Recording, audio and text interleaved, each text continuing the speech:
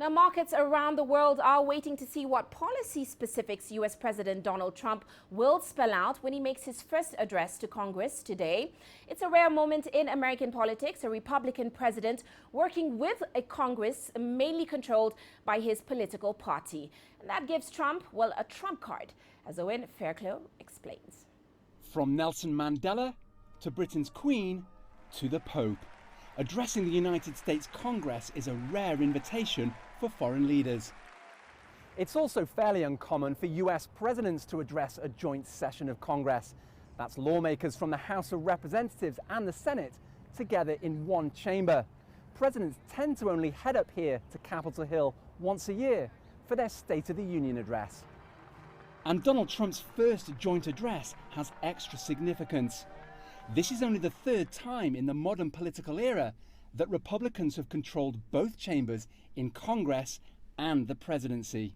Of course, many Democratic Party presidents through the ages have enjoyed this kind of dominance as well. But they've also been hamstrung when Congress is controlled by the opposition party, as Barack Obama discovered. I'm beginning a new effort to fix as much of our immigration system as I can on my own, without Congress. Obama resorted to White House executive orders to enact policies that Congress opposed. That's not a problem for Trump and the Republicans, who have the power to undo much of Obama's work. Their agenda includes abolishing Obama's landmark healthcare reform, building a wall on Mexico's border, and tax cuts.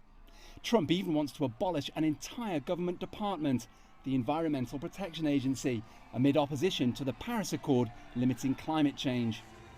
Republicans will maintain this rare dominance of both the legislature and the White House until 2018. That's when the next congressional elections take place. And Democrats are likely to have a much tougher battle. In the Senate, they'll be defending 25 seats. Their Republican opponents, just 8. Owen Fairclough, CGTN, Washington. Well, Roy Rottenberg now joins me in Washington, D.C. with more insights into today's address. Roy is always welcome to this show. Now, of course, this will be President Trump's first major national address since his inauguration speech. He is quite unpredictable, as we know, but what are you expecting in terms of his tone and suddenly his agenda?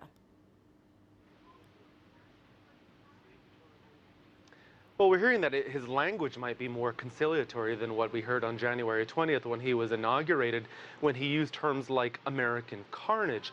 In a rather rare interview with American media, he seemed to self-criticize himself. He said that if he was grading himself on his performance thus far, things that he's done, he would give himself an A, but if he was grading himself on his message, he would give himself a C or a C+, a much lower mark. Now, that's quite unique criticism to hear from the president of himself, but it suggests that he is concerned about his message and that he may use this opportunity to shift his message.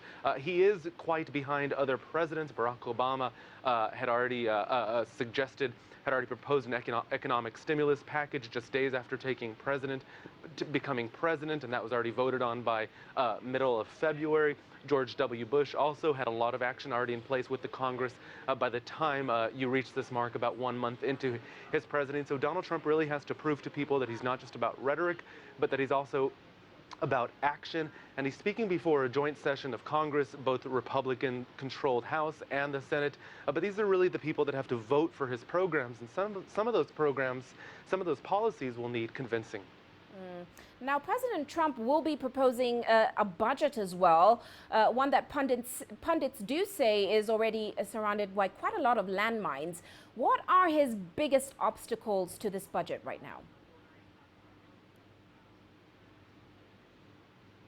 Well, one of the things that we saw is a proposal for an increase of $54 billion to military spending. Now, that money has to come from somewhere. First of all, the largest increase since the Cold War under Ronald Reagan, and Donald Trump says that will come from cuts to non-defense agencies that will be required to cut their funding.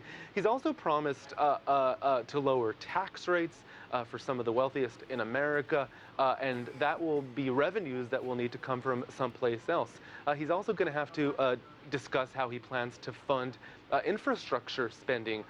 Many of these representatives, these congressmen, these senators have to go home to their constituents and really explain how these jobs that Donald Trump has promised to create will be created, how this spending, this money that's going to come and build in their constituencies, where that money will be coming from. And we saw in recent days angry town halls with these legislators really facing their local constituents, their voters, and having to explain how this president, the Republican president, plans to get the country's economy, to push the country's economy into further growth. Now, one of the things that I think is important to remember is he is a Republican president. They are Republican-controlled houses. But Donald Trump hasn't always been a Republican, and he doesn't always see eye to eye with Republicans. So the suggestion of unity, of party unity, isn't necessarily there. Now, lawmakers in the House and the Senate don't necessarily answer to Donald Trump. He is, of course, a guest, the executive visiting the legislator as part of this checks and balances in the U.S. There is some cohesion, but a lot of those differences will come up naturally as Donald Trump pushes issues that they may have concern over. Well, many thanks for those insights, Roy. We'll certainly be watching. Roy Rottenberg joining us there in Washington, D.C.